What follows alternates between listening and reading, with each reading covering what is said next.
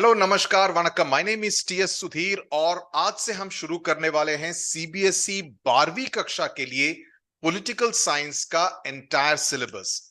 Now the difference out here is going to be two.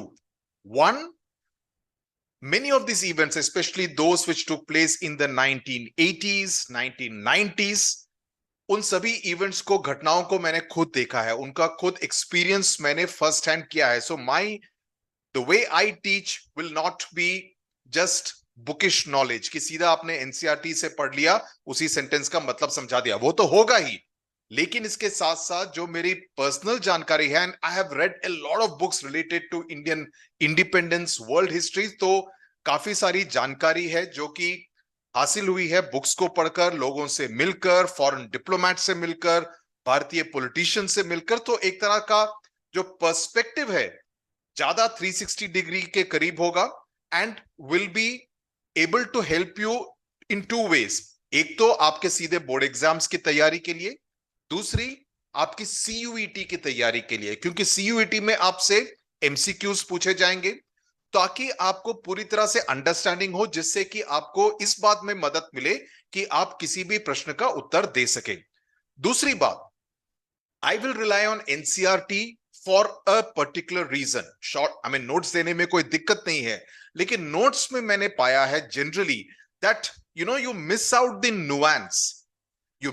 Nuance, उसके बदले अगर आप एनसीईआरटी को ही पूरा पी जाएं, पूरी तरह से उसको मास्टर कर लें, तो उससे मदद ये मिलती है कि जितनी बार ये भी आप एनसीईआरटी की बुक को पढ़ेंगे और अपनी एनसीईआरटी की बुक्स में आपके जितने भी साइड के पोर्शन है ना, ये जितना भी साइड का पोर्शन है यहां वहां, उन सभी पे आप मार्क कर लीजिए, बुक को गंदा कर दीजिए, कोई दिक्कत नहीं है, but that is what you should do, ताकि आप एनसीईआरटी पढ़ेंगे, सीयूईटी में बहुत मदद मिलेगी, बोर्ड एग्जाम्स में आप किसी भी कीवर्ड को कभी भी मिस नहीं करेंगे, और सभी कीवर्ड्स को मैं यहां पर अपने वीडियो में मेंशन जरूर करूंगा। Okay, so that is going to be the two-fold approach to political science for CBSE class 12, which we are starting with this first video today. So I expect to get your support. Channel को subscribe कीजिए अगर आपको पूरा syllabus चाहिए, explained largely in Hindi, because मैंने कुछ लोगों से बात की जो कि they are in important positions of power in the education ministry, शिक्षा मंत्रालय और सीबीएसई में, and the general feeling was that political science के जितने भी छात्र हैं वो ज्यादातर हिंदी भाषी प्रदेशों से आते हैं, so they would be more comfortable in understanding in Hindi.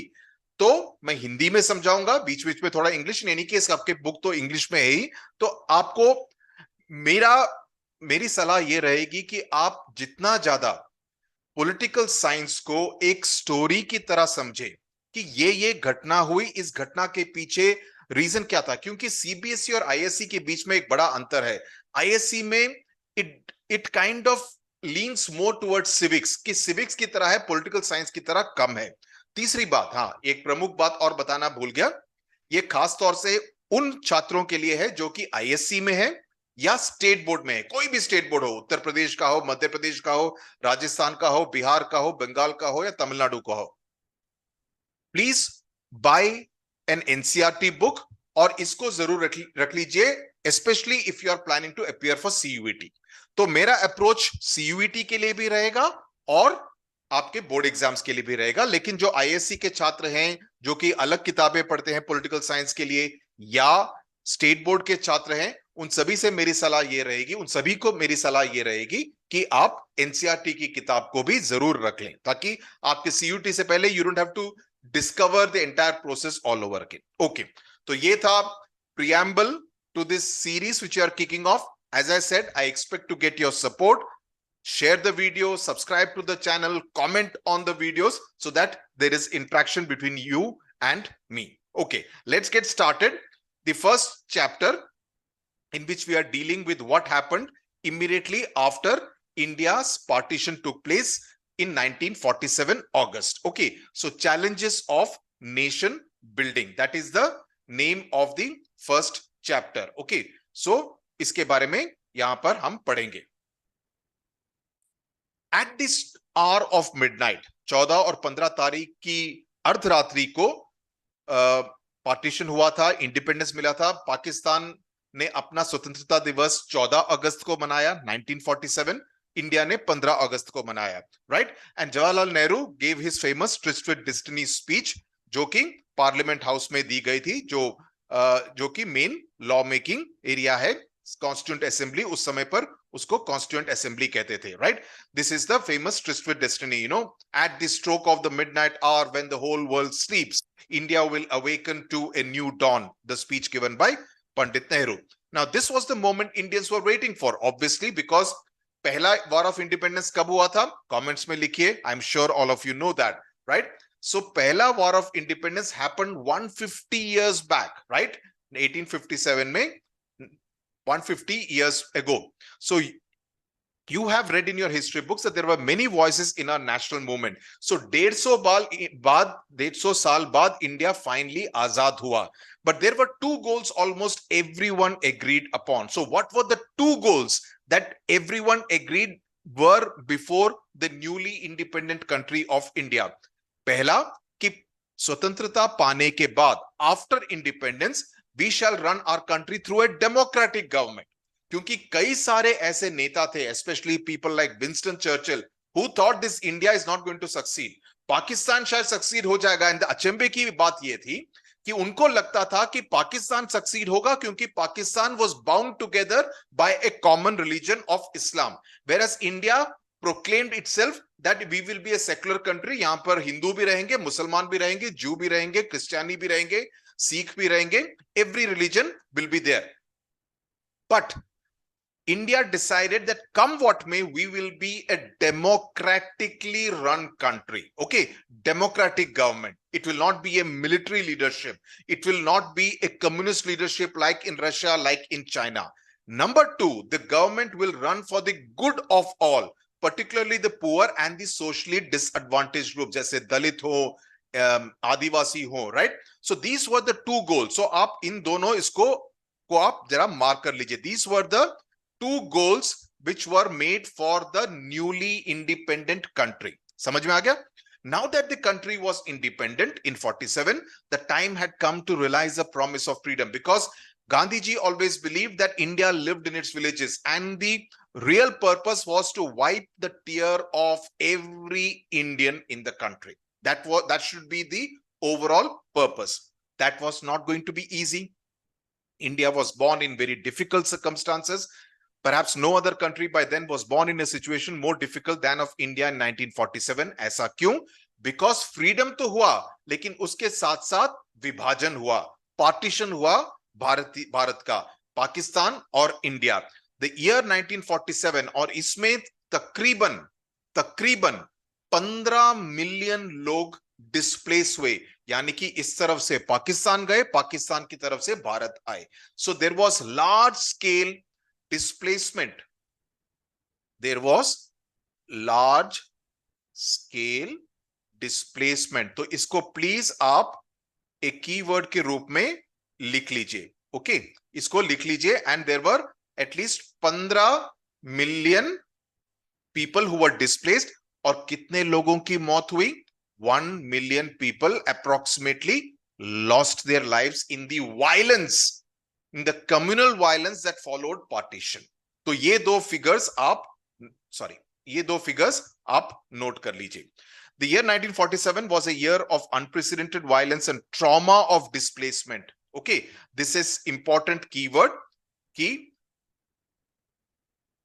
trauma का मतलब क्या है? कहाँ गया?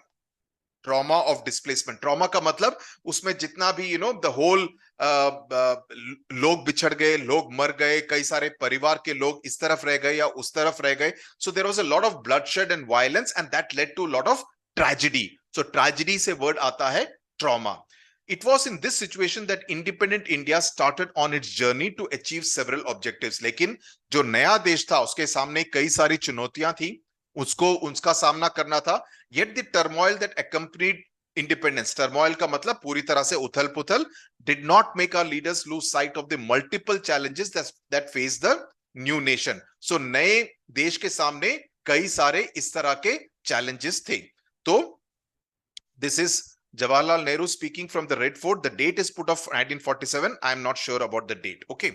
Now this is one of the newspapers which says end of 200-year old British rule in India, right? हालांकि जो ब्रिटिश क्राउन था that came into existence from 1858, उससे पहले ईस्ट इंडिया कंपनी थी, right? So British in a very generic kind of sense. Okay, so these newspapers are interesting because आपको एक idea मिलता है कि उस समय पर किस तरह से इस खबर को रिफ्लेक्ट किया गया उन समय के अखबारों में. ये कौन सा अखबार है? ये है हिंदुस्तान टाइम्स, जो कि दिल्ली से पब्लिश होता था. Broadly independent India face 3 kinds of challenges. Now ये एक इंपॉर्टेंट क्वेश्चन है from the board examination point of view, तो इसको आप प्लीज नोट कर लीजिए. पहले समझ लीजिए, समझ लेंगे तो आपको अपने वर्ड्स में लिखना काफी आसान होगा. मैं कीवर्ड्स का स्पेशल मेंशन कर दूंगा. सो 3 काइंड्स ऑफ चैलेंजेस. पहला चैलेंज क्या था? The first challenge was to shape a nation that was united yet accommodative of the diversity of our society. मतलब क्या कि 1947 में हमने देखा कि काफी सारा कम्युनल वायलेंस हुआ, राइट? एक समुदाय दूसरे समुदाय को मारने पर उतर आया. हिंदू मुस्लिम्स के बीच में काफी सारा क्रोध था, काफी सारे क्लैशेस हुए. कोलकाता में कई सारे इलाकों में क्लैशेस हुए, राइट? कोलकाता का स्पेशल मेंशन इसलिए कर रहा हूं क्योंकि वहां पर महात्मा गांधी को खुद जाना पड़ा in order to stop the communal violence that was taking place. तो पहला चैलेंज ये था कि ये काम किया जाए ताकि देश पूरी तरह से यूनाइटेड रहे. ऐसा नहीं कि हो कि बिखर जाए, क्योंकि काफी सारे प्रिंसली स्टेट्स भी थे. So India as we know today, उस समय का इंडिया ऐसा नहीं था, right? So the first challenge was to keep the country united yet accommodative का मतलब क्या हुआ? अकोमोडेटिव ऑफ द डाइवर्सिटी, क्योंकि यहां पर कुछ लोग हैं जो कि तमिल बात करते हैं, कुछ लोग हैं जो मराठी बात करते हैं, गुजराती में बात करते हैं, हिंदी में बात करते हैं, बंगाली में बात करते हैं, ओडिया में बात करते हैं. तो एक ऐसा देश हो जाकि जो सभी जो अलग अलग किस्म की भाषाओं को, अलग अलग किस्म की कल्चर्स को, फूड हैबिट्स को, रिलीजन्स को, कास्ट को, उन सभी को एसिमुलेट करके एक तरह से एक देश वाइब्रेंट रहे. So that was the first challenge as far as the country was concern. India was a land of continental size and diversity. बड़ा देश है एंड डाइवर्सिटी की मैंने बात अभी आपको बताई. It's people spoke different languages, जो कि मैंने अभी बताया, follow different cultures and religions, right? At that time, it was widely believed that a country full of such diversity could not remain. I mean, लोगों का मानना था, अरे इतने, I mean, ब्रिटिशर्स ने इतनी मुश्किल से रूल किया, राज किया इतने सालों तक, 200 सालों तक. Will an Indian government be able to do that?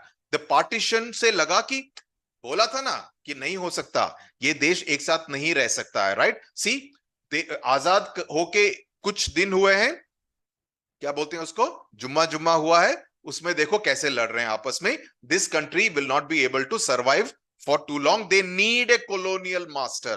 Okay, so there were serious questions that were raised about the future of independent India. Would India survive as a unified country? तो अगर आपसे पूछा जाए कि किस तरह के प्रश्न उठे थे लोगों के मन में when India became independent in 1947, आपको ये मेंशन करना पड़ेगा.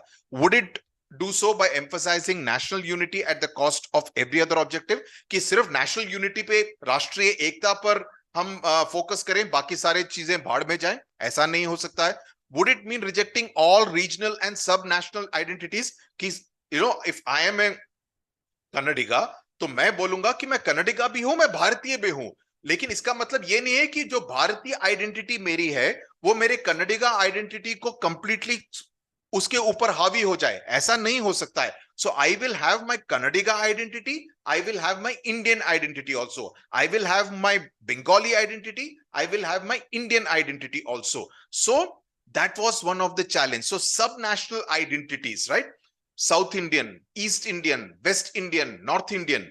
How was the integration of the territory of India to be achieved? यानी कि जैसे मैंने कहा, हैदराबाद में निजाम रूल कर रहे थे, जूनागढ़ में महाराजा थे, कश्मीर में महाराजा ऑफ कश्मीर थे, कई सारे ऐसे प्रिंसली स्टेट्स थे, ग्वालियर था, गुना था. So there are lot of such princely states जिनको की साथ में लाना था. Over 500 such princely states.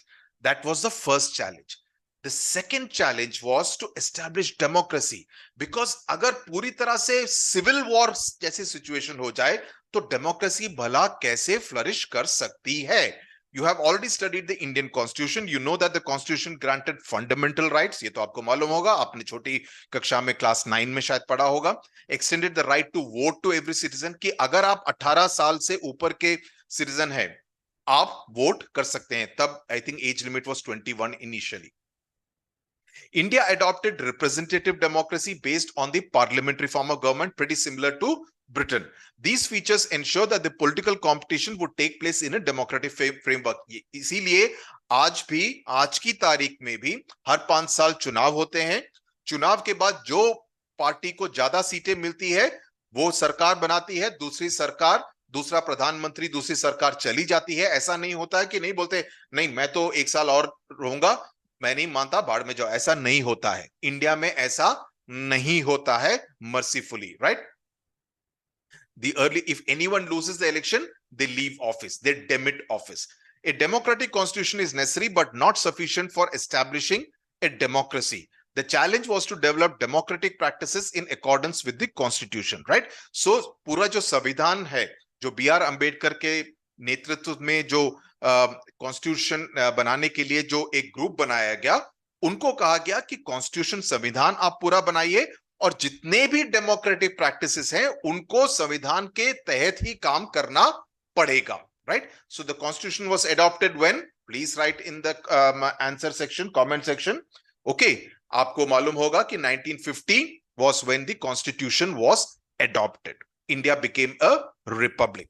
Now यहां तक समझ में आ गया तो लाइक बटन को दबाइए, इसमें कंजूसी नहीं करने का. Okay, the third challenge was to ensure the development and well-being of the entire society and not just of some sections. ऐसा नहीं हो कि सिर्फ अमीरों की ही बात की जाए, गरीब तबके के लोगों की, दलितों की, आदिवासियों की, सभी समुदायों की बात की जाए ताकि पूरा समाज एक साथ विकसित हो. ऐसा ना हो कि सिर्फ कुछ लोग ही ज्यादा अमीर बन रहे हैं, कुछ लोगों की लिविंग कंडीशंस ही बेहतर हो रही है. ऐसा होगा तो it will be a very unequal kind of society. समाज बिल्कुल अनइक्वल होगा. It will lead to law and order issues, it will lead to civil strife etcetera. यहां पर भी संविधान ने सब्सिक्वेंटली कहा कि there should be a principle of equality, यानी कि सभी लोग का संविधान एक तरह से ही इट विल व्यू कि नो मैं इसमें पर्सन एक्स में और पर्सन वाई में बिल्कुल भी भेदभाव नहीं करूंगा. Based on caste, based on gender, based on religion, based on economic status, मैं भेदभाव नहीं करूंगा. And the constitution also provided special protection to the socially disadvantage groups. Okay, socially disadvantage groups कौन से हैं? दलित हैं, आदिवासी हैं, who have been oppressed for many years, कि जिनके ऊपर कई सदियों से शोषण हो रहा है. So the constitution also religious and cultural communities. This is the third challenge. तो आप अपने नोटबुक में चैलेंज नंबर 1, चैलेंज नंबर 2 और चैलेंज नंबर 3 जो भी मैंने कीवर्ड्स के साथ बताया है उसको आप लिख लीजिए, आपको बहुत आसानी होगी. This will be, so this is the second challenge, was to develop democratic practices in accordance with the constitution. So it also set up directive principles. ये सब तो आपने क्लास 9 में पढ़ा है. The welfare goals that democratic politics must achieve. The real challenge was to evolve effective policies for economic development and eradication of poverty. यानी कि गरीबी को हटाया जा सके. Now, how did independent India respond to these challenges? To what extent did India succeed in achieving the various objectives set out by the constitution?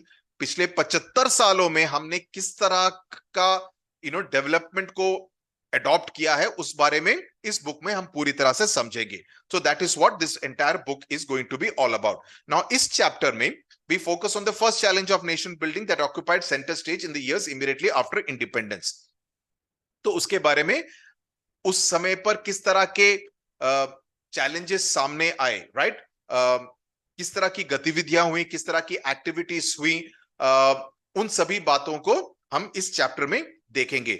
This unity, the unity of A shared history, even if somebody is a Telugu speaking, somebody speaks Punjabi, but even then we are all part of the same country, right? And that is a major unifying factor, right?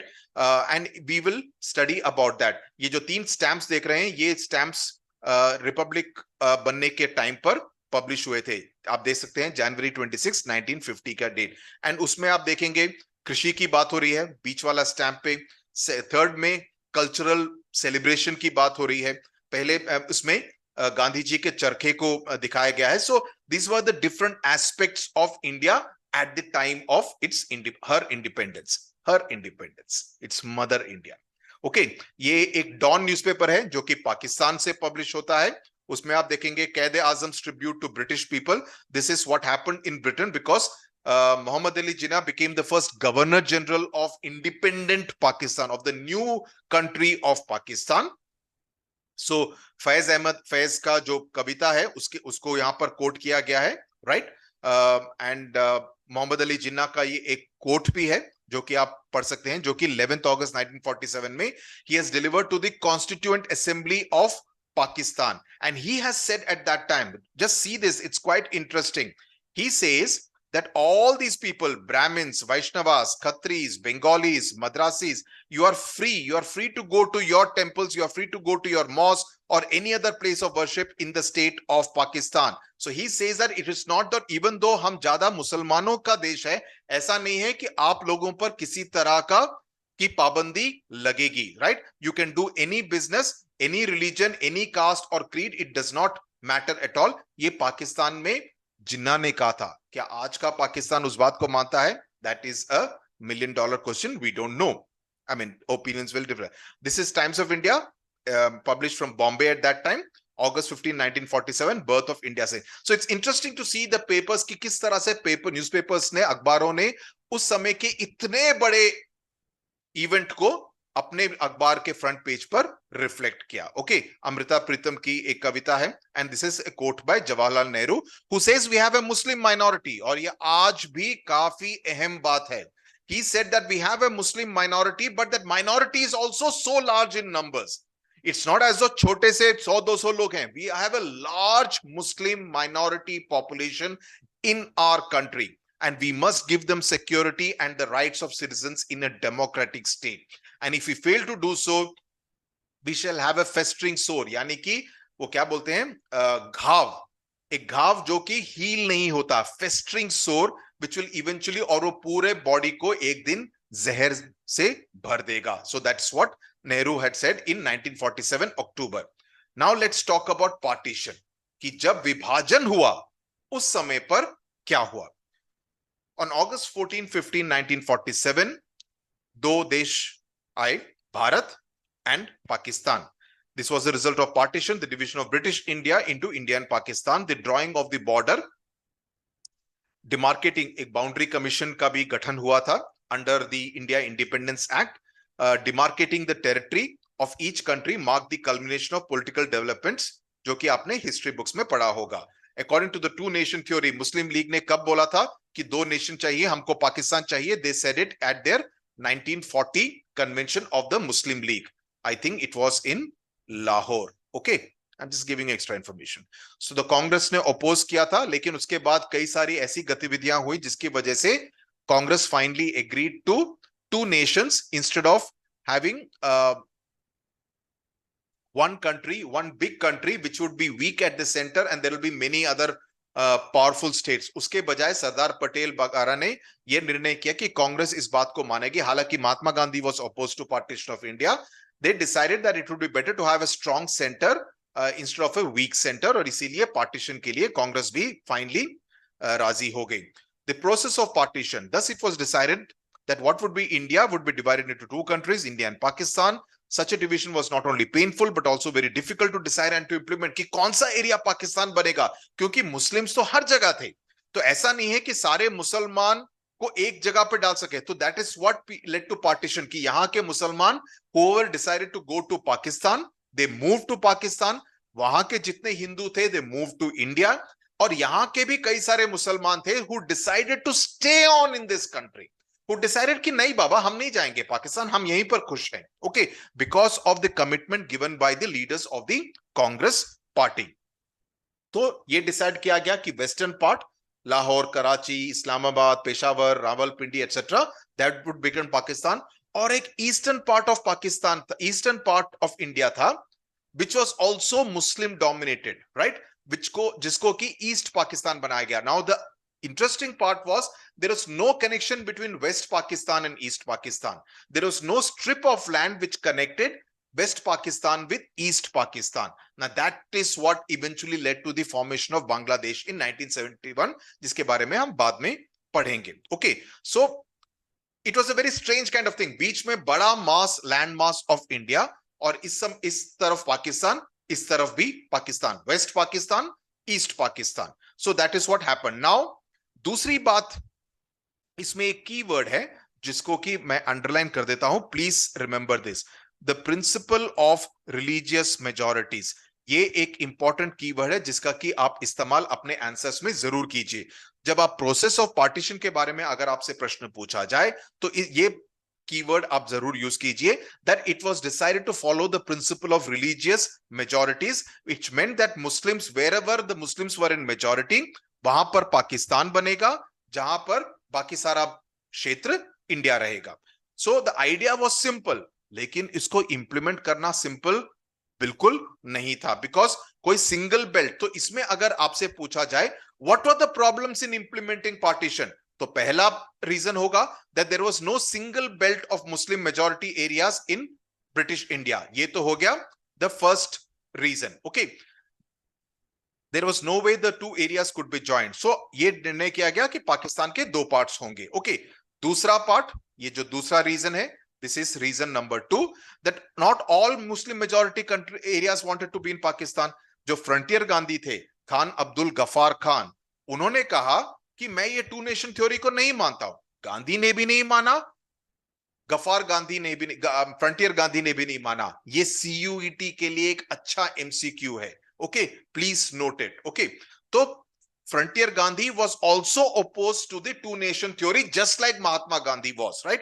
लेकिन उनकी बात को नहीं माना गया और north west frontier province eventually आज भी पाकिस्तान का भाग है। तीसरा प्रॉब्लम, तो ये तीन प्रॉब्लम ये नोट कर लीजिए from a board examination point of view, और छोटी छोटी बातें जो मैं बता रहा हूं सीयूईटी के लिए काम में आएंगी।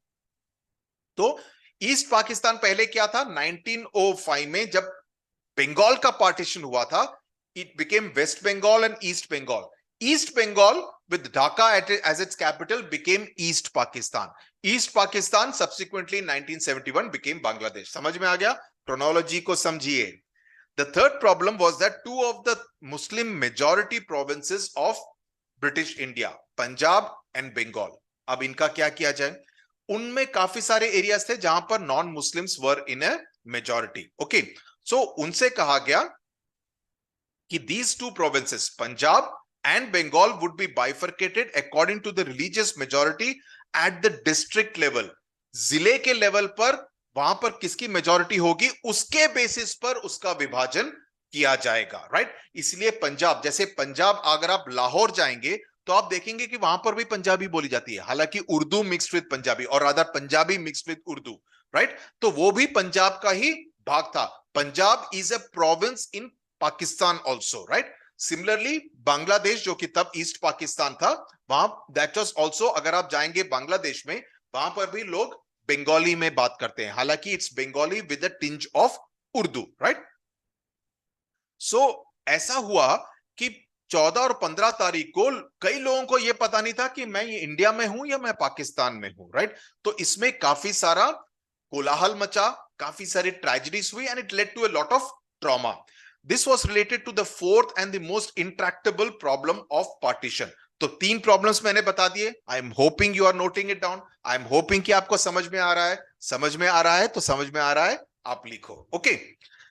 See, it has to be an interactive kind of a session, otherwise मजा नहीं आएगा. हाँ, this was related. मुझे बहुत मजा आ रहा है. This was related to the fourth and the most intractable मतलब जिसको कि सुलझाना easy ना हो. this was a problem of minorities on both sides of the border. Lakhs of Hindus and Sikhs in the areas which are now in Pakistan, and an equally number of Muslims on the Indian side.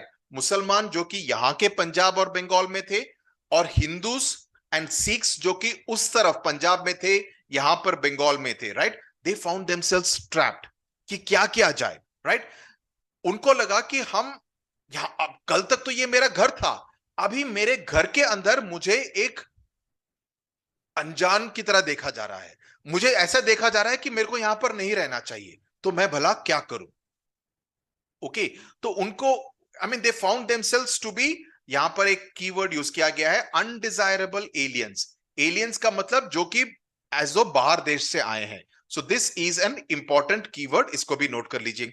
In the land where they and their ancestors had lived for centuries, कई सारे सालों से, दशकों से उनके ancestors had lived in that particular city, लेकिन अब उनको ऐसा बताया जा रहा था, ऐसा उनको फीलिंग दी जा रही थी कि अब तुम निकल जाओ, अब तुम यहां से निकल जाओ। Okay, so as soon as it became clear that the country was going to be partitioned, the minorities on both sides became targets. Okay, वहां पर हिंदू, यहां पर मुसलमान, they became the targets. और इसमें जब ऐसे कम्युनल वायलेंस होता है ना, I have reported a lot on communal violence, होता यह है कि anti social elements take over. ऐसा नहीं है कि वो आपसे नफरत करते हैं, लेकिन वो चाहते हैं कि तुम्हारे जितनी भी जमीन जायदाद या प्रॉपर्टी या गुड्स जो भी है उस पर कब्जा कर ले। तो बेसिकली गुंडे होते हैं who end up indulging in this kind of violence, which is terrible. So no one had anticipated, Britishers ने निकाला, अरे पार्टीशन हो गया, ताली बजाओ, केक कट करो, टाटा बाय बाय, तुम निपट लो। प्रॉब्लम आई इंडियन गवर्नमेंट के लिए, प्रॉब्लम आई to an extent for the government of Pakistan also.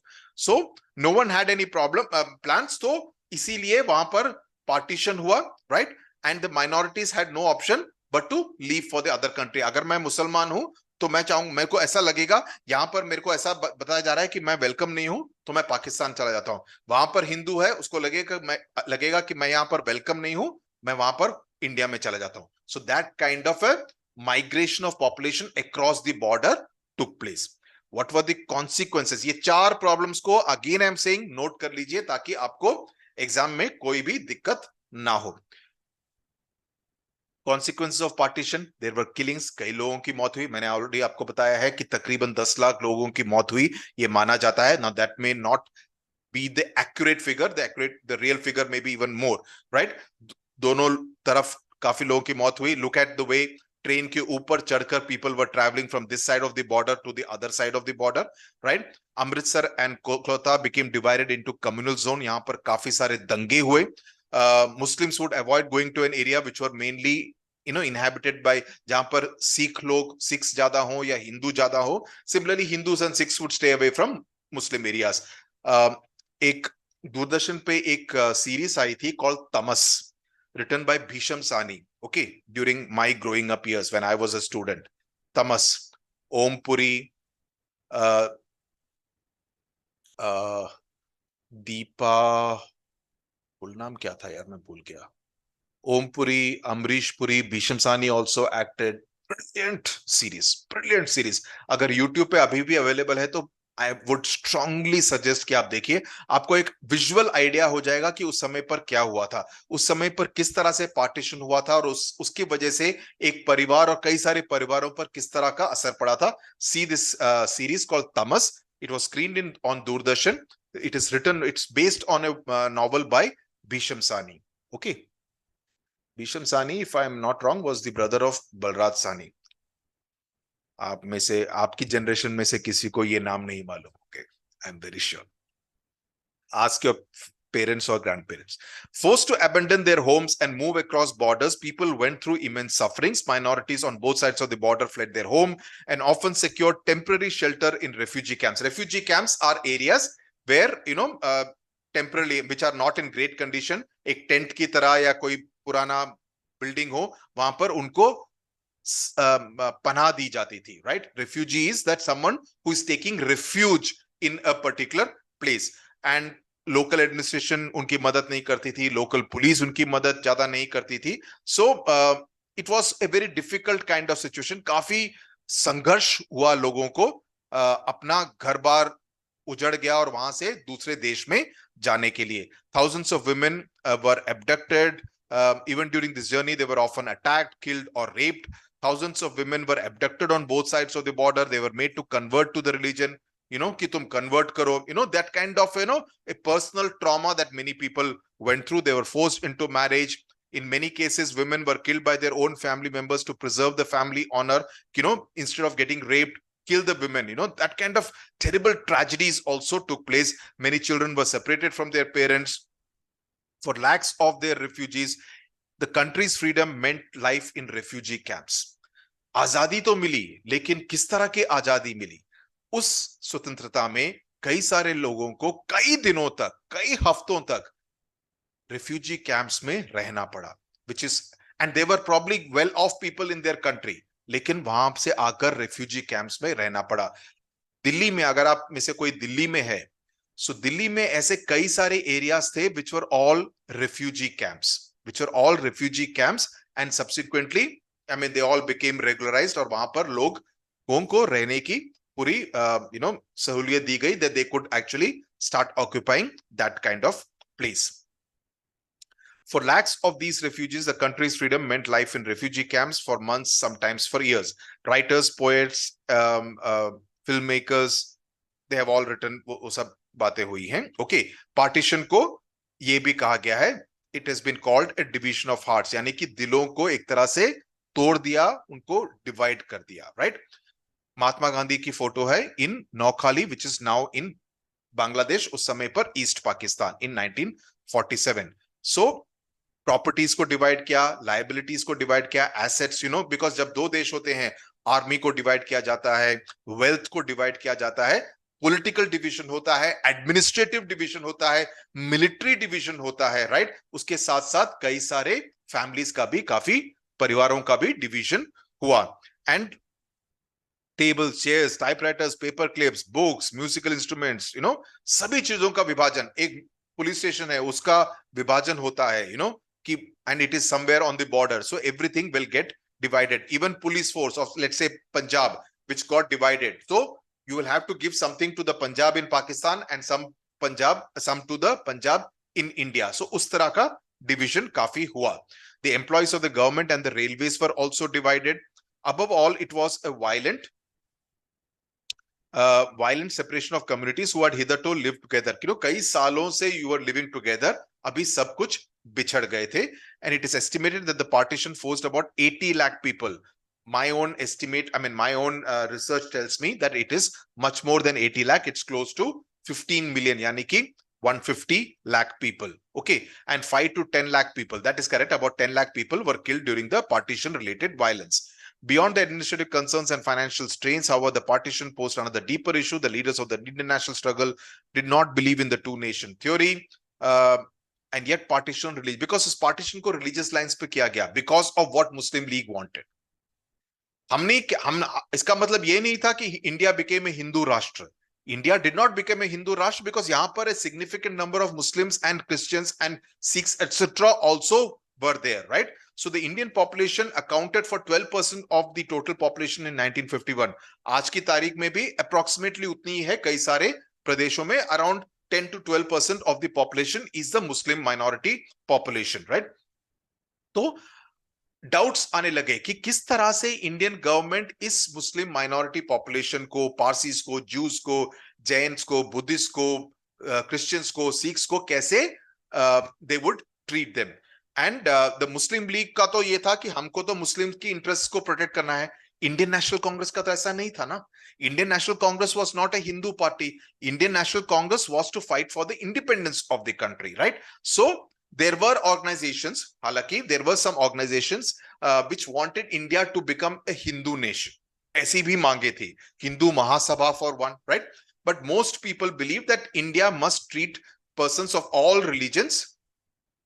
ये एक महात्मा गांधी के सैक्रिफाइस के बारे में एक नोट है, आप उसके बारे में पढ़ सकते हैं. It's not directly related to the syllabus per se, but Mahatma Gandhi ने उस समय पर क्या किया उसके बारे में जानकारी है. Interesting reading, you can read it. जो मैंने कहा ना कि कोलकाता में भी गए थे, right? And it talks about how he was killed by Nathuram Godse.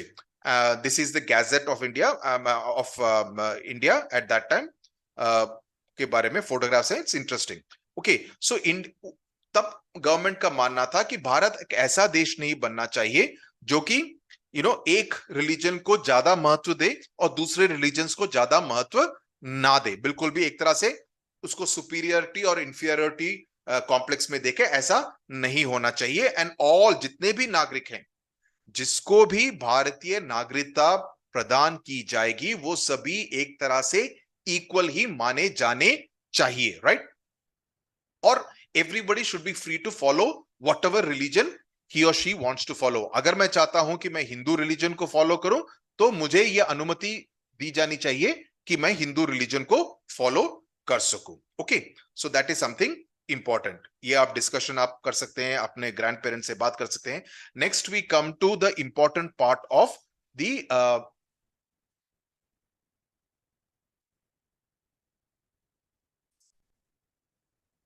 Integration of princely states. Very fascinating.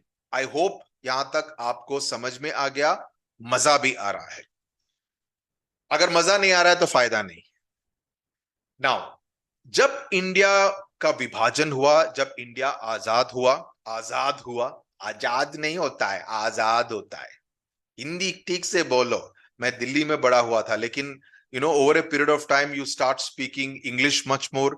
You start speaking different vernacular languages. I speak Telugu, I speak Tamil, I speak Malayalam, plus English and Hindi. So you kind of वो हिंदी में एक तरह से प्राथमिकता थोड़ी सी कम हो जाती है. तो मेरी हिंदी भी थोड़ी अच्छी दिल्ली वाली हिंदी है, लेकिन अभी इतनी हिंदी में बात नहीं होती है, तो एक तरह से वो फराटेदार वो दिल्ली वाली हिंदी बात नहीं होती है. लेकिन अगर ज्यादा पढ़ाता रहूंगा तो मजा भी आएगा और वो वापस दिल्ली वाली हिंदी भी हो जाएगी. ओके, आगे चलते हैं जी. वो दिल्ली में होता है ना, कुछ खरीदने के लिए जाओ तो सीधा वो दुकानदार बोलेगा, बहन जी पसंद नहीं आए तो आप यहाँ छोड़ जाना, रंग बिल्कुल नहीं छोड़ेगा. Okay, that's how I'm used to I mean, that's my childhood memories of growing up in Delhi and going shopping, etc. Okay, let's get back to business. British India was divided into what were called the British Indian provinces and princely states. यानी कि कई सारे ऐसे provinces थे जिन पर Britishers directly rule करते थे, और कई सारे ऐसे राजकुमार, निजाम, महाराजा लोग थे जो कि खुद राजा थे, लेकिन उनके ऊपर भी ब्रिटेन का किसी तरह का कंट्रोल होता था. उनको जो अंग्रेजों ने क्या किया, उन्होंने कहा कि हमने आजाद कर दिया, अभी जितने भी तुम लोग हो जो कि खुद महाराजा हो, निजाम हो, तुम डिसाइड कर लो कि तुमको इंडिया के साथ जाना है, पाकिस्तान के साथ जाना है, या अपने आप इंडिपेंडेंट रहना है. It is mischievous. वो सीधा बोल सकते थे कि हमने पूरी तरह से स्वतंत्रता दी है इंडिया और पाकिस्तान को, अगर तुम इंडिया की टेरिटरी में हो तो तुम इंडिया के साथ रहोगे. लेकिन Britain decided to deliberately do this mischief. Okay, so several large and small states which were ruled by princes and kings enjoyed some form of control over their internal affairs. Okay, because British supremacy थी, British resident होता था, लेकिन महाराजा भी अपना एक महाराजा टोपी पहन के अपना कामकाज चलाता था, right?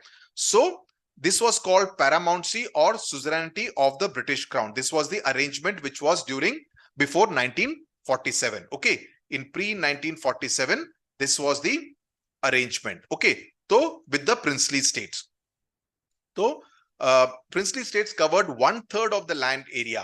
CUET के लिए मार्क करो. It's princely states covered 1/3 of the land area of the British Indian Empire, and 1 out of 4 Indians lived under princely state rule. तो अगर 100 लोग हैं तो 25 लोग ऐसे थे जो कि किसी ना किसी प्रिंसली स्टेट के नागरिक थे. तो उनको पता नहीं कि ये बंदा क्या करेगा, ये राजा क्या करेगा, इंडिया जाएगा, पाकिस्तान जाएगा, या इंडिपेंडेंट रहेगा, मालूम नहीं था. सो प्रॉब्लम क्या थी? Just before independence it was announced by the British that the end of rule of India, paramountcy of the British crown over princely states. जो जितनी भी ट्रीटीज थी, जितनी भी संधियां थी between Britain and the princely states would come to an end. और तुम डिसाइड कर लो तुमको जहां जाना है, तुम अपनी मर्जी के मालिक हो। ओके, दिस मेंट दैट 565, मैंने बोला ना 500 से ज्यादा, सो ये नंबर भी नोट करो, सीयूईटी के लिए भी नोट करो, बोर्ड एग्जाम के लिए भी नोट करो। Okay, they will be legally independent, कि तुम अभी स्वतंत्र हो, हमारा तुम्हारे तुम्हारे ऊपर कोई कंट्रोल नहीं है। किसका? ब्रिटेन का। लेकिन इसका मतलब ये नहीं है कि इंडिया का भी कंट्रोल है या पाकिस्तान का कंट्रोल है। ओके, तो तुम डिसाइड कर लो कि कहां जाने का है। ओके, इधर क्रिकेट खेलोगे, उधर क्रिकेट खेलोगे। ओके, एंड इंडिया को लगा ये गड़बड़ होगी, बिकॉज कई सारे बीच बीच बीच में है, अभी वो सब इंडिपेंडेंट थोड़ी रह सकते हैं, right? So ruler of Travancore, ruler of Travancore का मतलब कौन सा?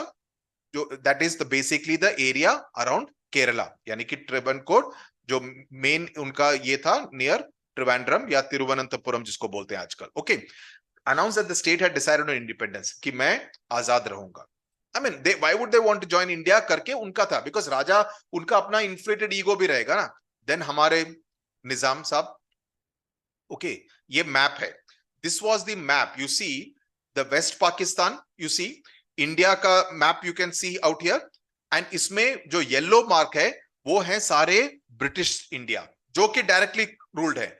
लेकिन जितने भी ब्लू हैं आप देख सकते हैं, कश्मीर से लेके अजमेर, ग्वालियर, हैदराबाद, मैसूर, ट्रावनकोर, ये सारे के सारे, जूनागढ़, ये सारे के सारे प्रिंसली स्टेट हैं।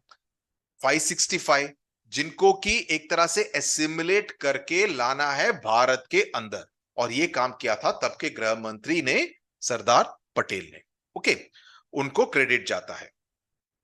नाउ हैदराबाद के Nizam who was in 1937 time magazine के कवर पे थे।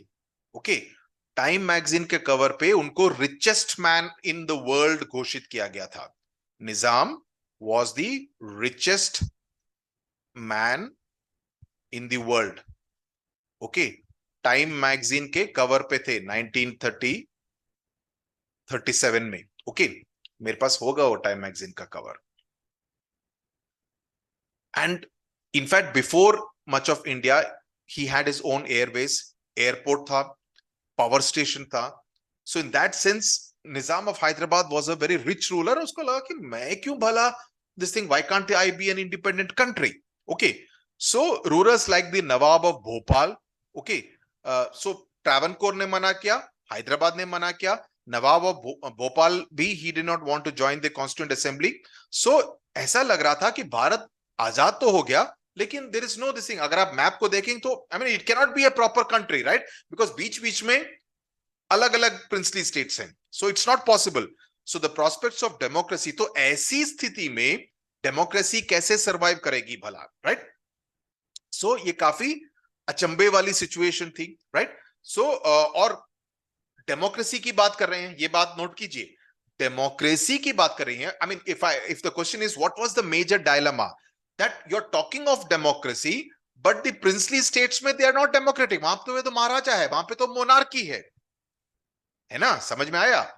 वहां पे इन हैदराबाद या जूनागढ़ हो या ग्वालियर हो, वहां पे मोनार्की है, तो वहां पर डेमोक्रेसी कैसे हो सकती है? So you can not have a democratic country called India which has many such monarchies ruling inside the geographical territory of India. समझ में आया? पॉज करो, नोट करो।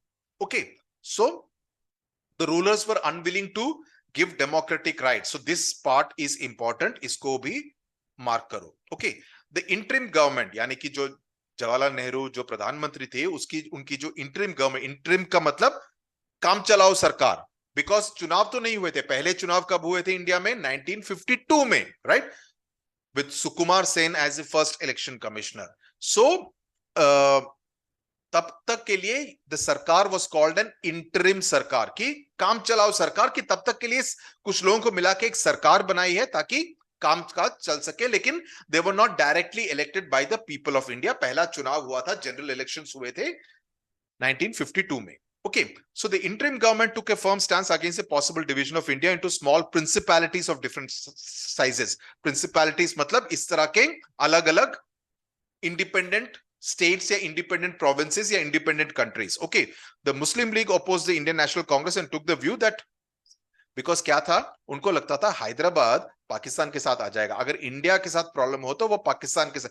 निजाम चाहता था कि मैं इंडिपेंडेंट रहूं, इंडिपेंडेंट नहीं रह सकता, तो he wanted to be with Pakistan because of Muslim Muslim connection. हालांकि हैदराबाद में it was a Hindu majority province state. So Sardar Patel was India's home minister and deputy prime minister, and he played a historic role. He negotiated with all the princely states and brought them into the Indian union. Okay, but it was a very complicated task. So अगर आपसे प्रश्न पूछा जाता है कि सरदार पटेल ने क्या किया, तो इस पैराग्राफ में से आपको पॉइंट्स निकालने पड़ेंगे। ओके, सो अभी देखने में आसान लगता है, लेकिन उस समय पर काम बहुत ही मुश्किल था। So there were 26 small states in today's Odisha. आज की उड़ीसा में भी 26 छोटे छोटे छोटे छोटे राजा थे, राइट। सौराष्ट्र में 14 थे, 119 small states and numerous other different administration. Okay, जो सौराष्ट्र रीजन। सो अब नेक्स्ट इस पे जाइए। सरदार पटेल का जो लेटर है 1947 में, which is written to the princes, इसको पढ़िए, आपको आइडिया मिल जाएगा। I hope the Indian states will realise fully that if you do not cooperate and work together in the general interest, anarchy, anarchy मतलब civil war kind of situation, will overwhelm us, you know, पूरी तरह से दंगे हो जाएंगे, right. It will not be a peaceful kind of situation. So the government approach was guided by 3 consideration. पहला, most of the princely states wanted to be part of the Indian Union. Okay, ऐसा नहीं था कि ऐसे कुछ लोग थे हैदराबाद के निजाम जैसे उधर जाना चाहते थे, लेकिन largely people want, most of the princes wanted to be part of India. Secondly, the government was prepared to be flexible in giving autonomy to certain regions. The idea was to accommodate, you know, हम किसी कुछ तरह से autonomy दे सकते हैं कि आप भारत के अंदर भी आपके कुछ तरह के अलग कानून हो सकते हैं, जो कि कश्मीर में हुआ, अलग कानून हो सकते हैं जिससे कि आपको एक तरह की फ्लेक्सिबिलिटी मिले। Okay, thirdly, in the backdrop of partition, the integration and consolidation of the territorial boundaries, ताकि एक इंडिया का मैप और टेरिटरी क्लियरली डिमार्केट हो, ये काफी महत्वपूर्ण था। सो उसके लिए काफी सारे नेगोशिएशंस हुए, right. The rulers of most of the states signed what is called, ये एक इंपॉर्टेंट कीवर्ड है, इसको प्लीज नोट कर लीजिए, इंस्ट्रूमेंट ऑफ एक्सेशन। एक्सेशन मतलब हमने भारत यूनियन को ज्वाइन किया, एक्सीड किया, और इंस्ट्रूमेंट मतलब उसका जो लीगल डॉक्यूमेंट, जो कानूनी दस्तावेज है, उसको इंस्ट्रूमेंट ऑफ एक्सेशन कहते हैं। ये सीयूईटी के लिए भी इंपॉर्टेंट है, from A CUET point of view also this is important. So the only thing was Junagadh, Kashmir, Hyderabad और मणिपुर, ये 4 प्रॉब्लम स्टेट्स हो गए। ओके, जूनागढ़ में क्या हुआ, एक प्लेबिसाइट किया गया, यानी कि वोटिंग की गई और वहां पर लोगों से पूछा गया कि तुम किस तरफ ज्वाइन करना चाहते हो, क्या तुम्हारा निर्णय क्या है, और वहां पर लोगों ने कहा हम भारत में शामिल होना चाहते हैं, राइट। कश्मीर के बारे में हम बाद में पढ़ेंगे। अब हम आगे पढ़ते हैं हैदराबाद के बारे में और मणिपुर के बारे में। हैदराबाद के बारे में मुझे बहुत मालूम है, because I have covered it in great detail. तो बहुत सारा डिटेल किसी दिन सुनाऊंगा, कुछ लाइव सेशन करेंगे तो बताऊंगा, अगर आपको दिलचस्पी हो तो। Hyderabad, the largest of the princely states and also the richest, was surrounded entirely by Indian territory. आज के हैदराबाद इंडिया के मैप को देखेंगे तो आपको पता चल जाएगा, राइट। आज का जो तेलंगाना है, दैट इज लार्जली उस समय का Hyderabad state ruled by the Nizam. ये जो बीच में सेकंड फ्रॉम लेफ्ट है, he is the last Nizam of Hyderabad, the 7th Nizam of Hyderabad, Mir Osman Ali Khan. Okay, he was the last nizam, and after Hyderabad became part of India, he was made the राज प्रमुख, यानी कि आज के जो गवर्नर के रूप में मानते हैं, वो राज प्रमुख बने। हैदराबाद इंडिया का पार्ट कब बना था? I don't know how many of you are aware. अगर आपको लगता है कि 15 अगस्त 1947 में हैदराबाद इंडिया का पार्ट बन गया था, तो बिल्कुल नहीं, आप बिल्कुल ही गलत हैं। Hyderabad became part of India on September 17, 1948, यानी कि 13 महीने after India became independent, Hyderabad became part of India. Okay, इसीलिए सितंबर 17 को हैदराबाद में लिबरेशन डे की तरह मनाते हैं, that this was the liberation, we were liberated from Nizam's rule. Okay, now ये तो निजाम की बात हो गई, and then there was a movement, वहां हैदराबाद में काफी मूवमेंट चल रहा था कि निजाम को ओवरथ्रो किया जाए, बिकॉज जैसे मैंने कहा यहां पर हिंदू मेजोरिटी दिस थिंग था। और उन्होंने क्या किया था, निजाम की एक आर्मी थी, प्राइवेट आर्मी, जिनको कि कहा जाता था Razakar. This is also important from the CUET point of view, तो प्लीज नोट इट डाउन। और ये काफी एक क्रूअल फोर्स माना जाता था, जिसने की काफी सारी एट्रोसिटीज की हिंदूज के ऊपर हैदराबाद के अंदर। So there were some kind of a paramilitary force, this is also important. Okay, there were also, so Congress वाले, कम्युनिस्ट वाले मिलकर निजाम के खिलाफ एक तरह से लड़ाई लड़ रहे थे कि निजाम को उखाड़ फेंको, हमको अपना स्टेट चाहिए और हमको इंडिया के साथ मिलना है। ओके, सो रजाकार का काफी काफी एट्रोसिटीज हुई, people were murdered, maimed, raped and looted, targeting particularly the non Muslims. Okay, the central government, और उस ऑपरेशन का नाम था, ये सब आपकी किताब में नहीं है, फिर भी आप लिख लीजिए, इसको सीयूईटी में काम आएगा। उसका नाम था operation polo. It was called also called the police action. हालांकि उसको पुलिस एक्शन बुलाया जाता था, लेकिन असल में आर्मी आई थी। Okay, general Chaudhary, general J N. Chaudhary was heading the army. As I said, I know a lot about this. Nizam surrendered. He went to All India Radio and said that he is joining India. That is all, recorded in history. और Hyderabad became part of India. अब चलते हैं मणिपुर की तरफ, right? Manipur में what happened in Manipur?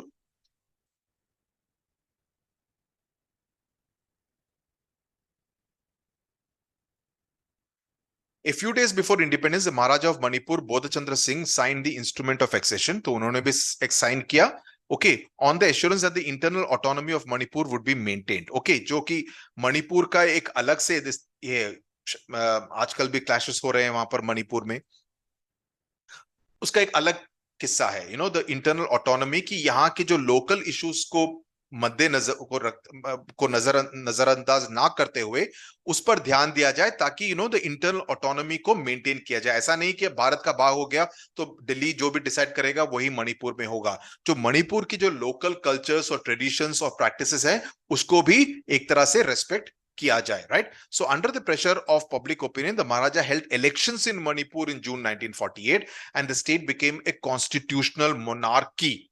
Thus, Manipur was the first part of India to hold an election based on universal adult franchise. Election और plebiscite में फर्क होता है, okay?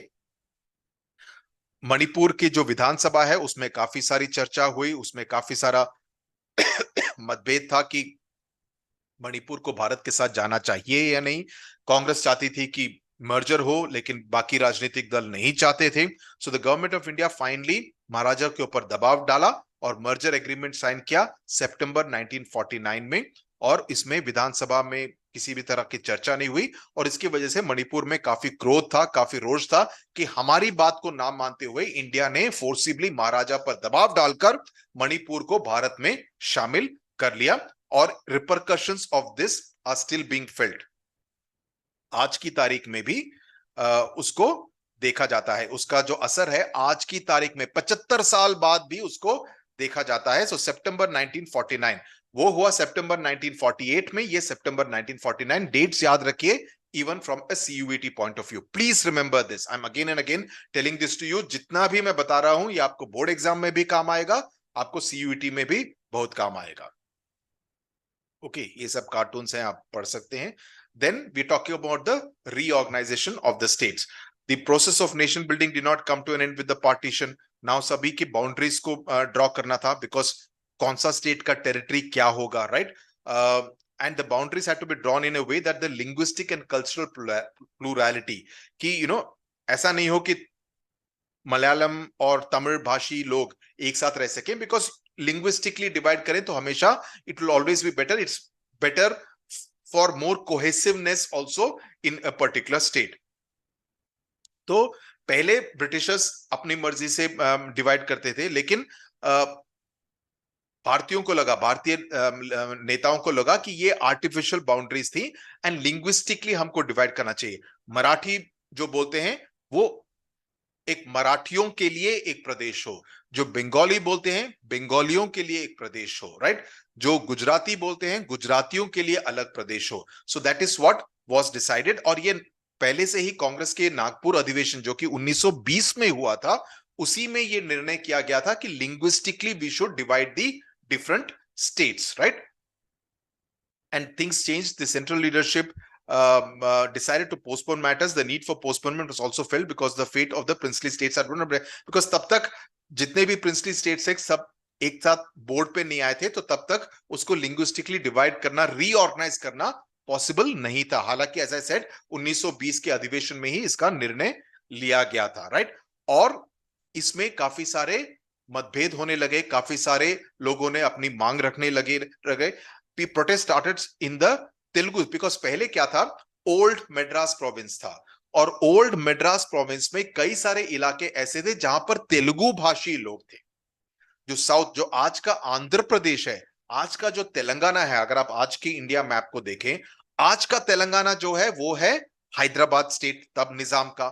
आज का जो आंध्र प्रदेश है उसका कई सारा इलाका ओल्ड मद्रास स्टेट में था. तो मद्रास स्टेट में तमिल भाषी लोग थे और उसी में तेलुगु भाषी लोग भी थे, तो एक तरह से उन लोगों में मतभेद शुरू हो गया, राइट?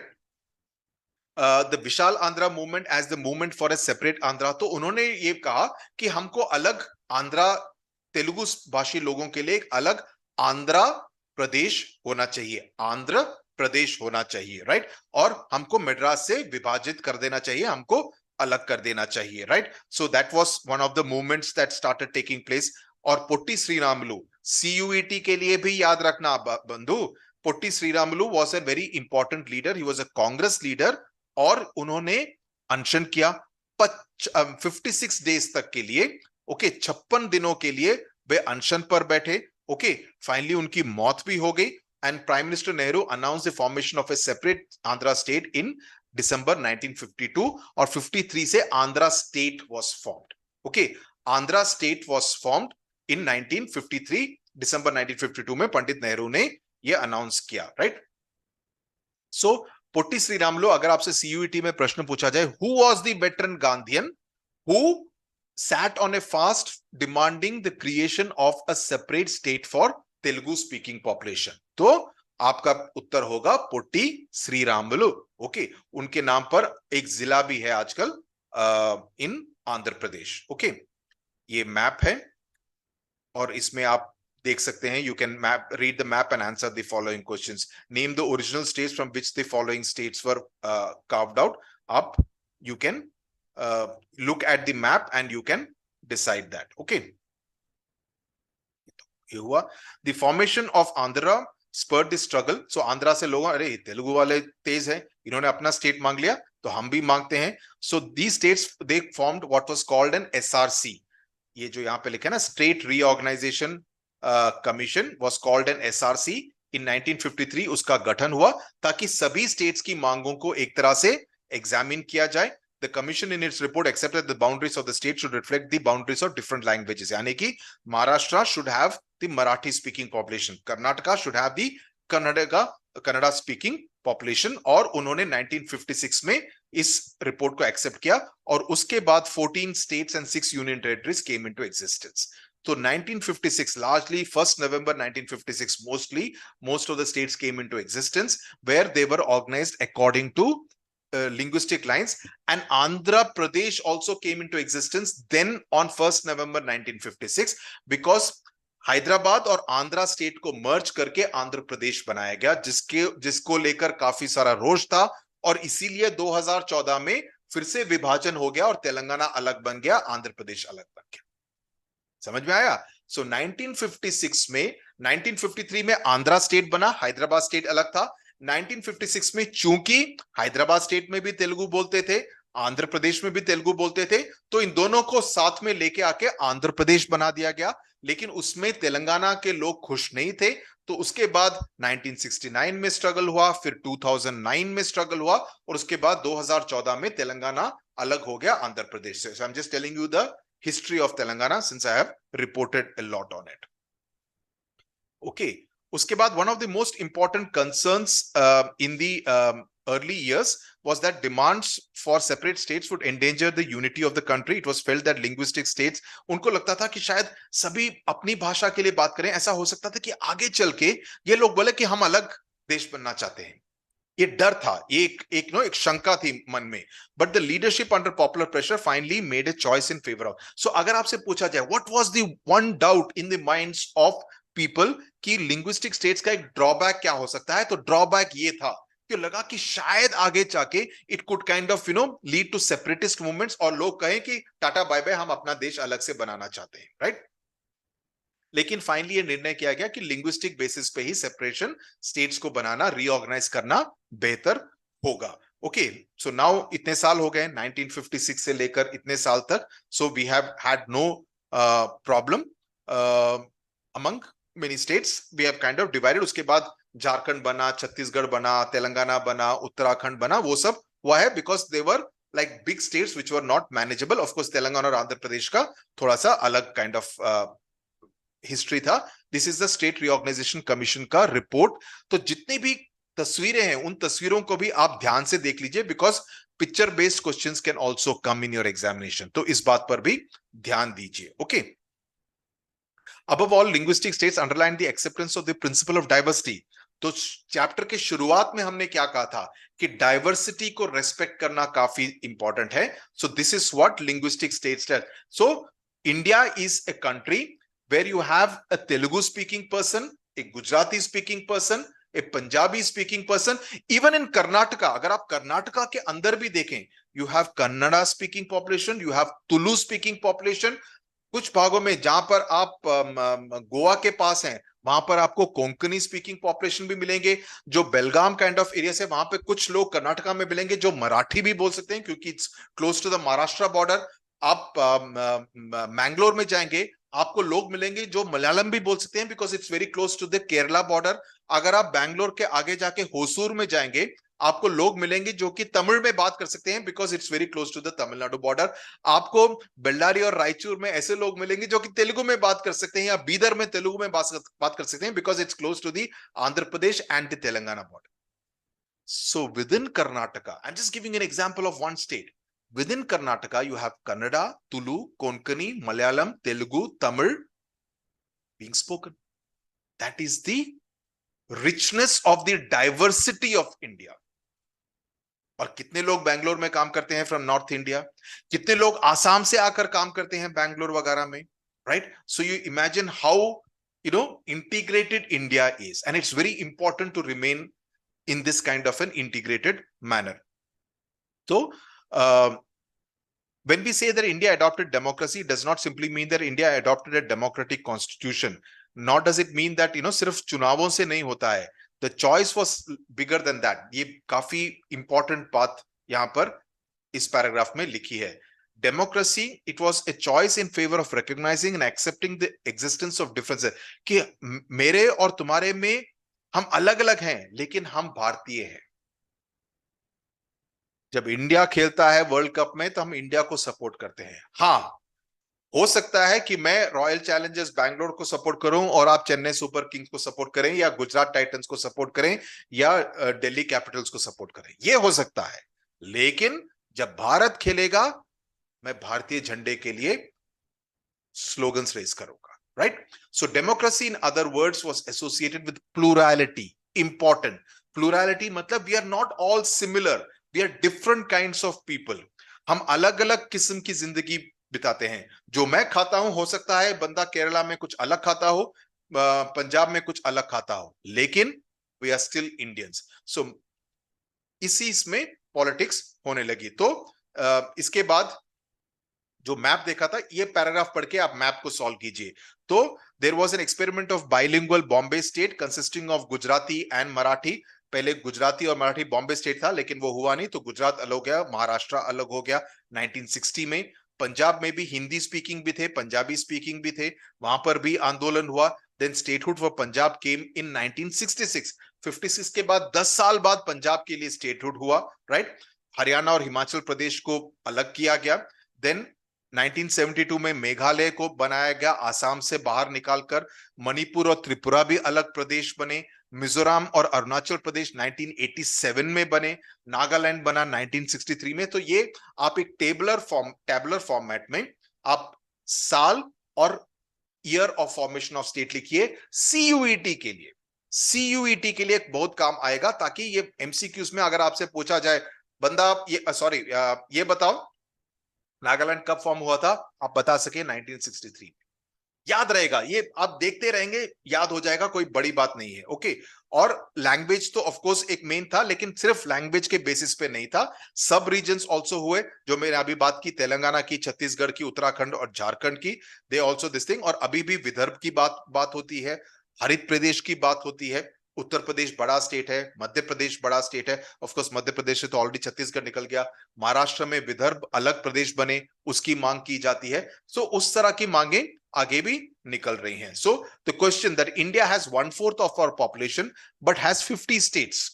तेलंगाना के मुख्यमंत्री के चंद्रशेखर राव ने यही कहा था कि why can't India also have 50 states, smaller states, better governance, that is one of the philosophies behind making smaller states. So मैं उम्मीद करता हूं कि ये चैप्टर को पढ़ने में और समझने में मजा आया।